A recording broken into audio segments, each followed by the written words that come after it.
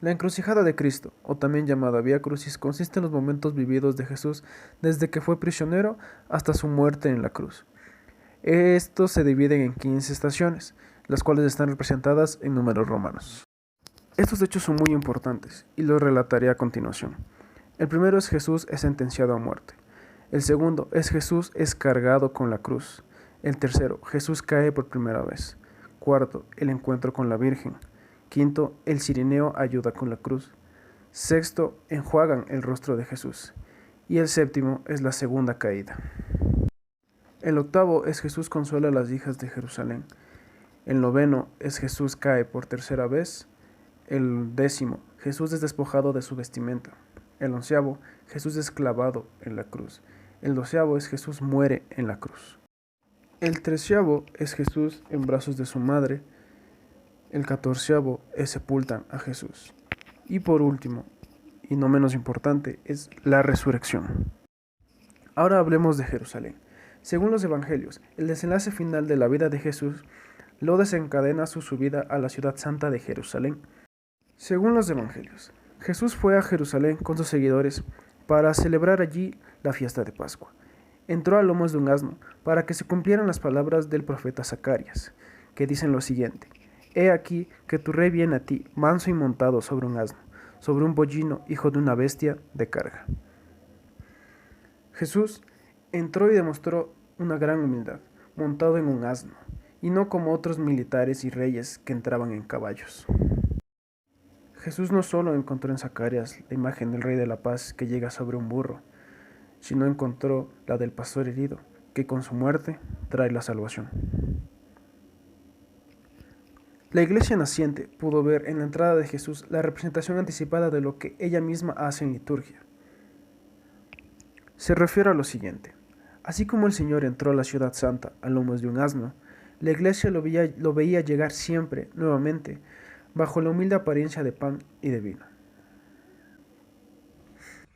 Bueno, a mí me ha tocado decir acerca de la muerte de Jesús. Pues Dios pedía que se perdonase a los torturados, a sus torturadores. Consoló al ladrón eh, que se encontraba crucificado a su lado. Pidió a Juan que cuidase de su madre. Clamó a Dios, expresó su sufrimiento físico, declaró finalizada su misión y finalmente se encomendó a Dios. Tras su muerte, la oscuridad inundó la tierra y hubo un terremoto que partió la cortina del templo, separando la sala externa y el santuario interno. Muchos de los que habían dudado y los que se estaban burlando de Jesús comenzaron a decir que podría tratarse del Hijo de Dios.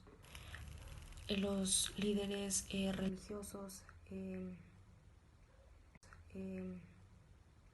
esperaban dar por terminada la historia de Jesús, para la cual pusieron guardia junto a su sepulcro para que no se robasen el cuerpo de Jesús. Y después Jesús resucitó. Resucitó al tercer día. Se contaba que eh, eh, se aprecia que María Magdalena eh, observa, se le presenta unos ángeles y a sus discípulos, a dos discípulos que se dirigían a Emaús, a 500 personas en una montaña de Galilea, los 11 apóstoles que quedaban, porque Judas ya se había colgado después de traicionar a Jesús. Al tercer día se contaba que eh, eh, eh, se aprecia que María Magdalena observa, se le presenta unos ángeles y a sus discípulos, a dos discípulos que se dirigían a Emaús, a 500 personas en una montaña de Galilea, los 11 apóstoles que quedaban, porque Judas ya se había colgado después de traicionar a Jesús, y otras personas en diferentes ocasiones antes de su ascensión a los cielos. La veracidad de este hecho tiene muchos estudios, presentan muchos debates.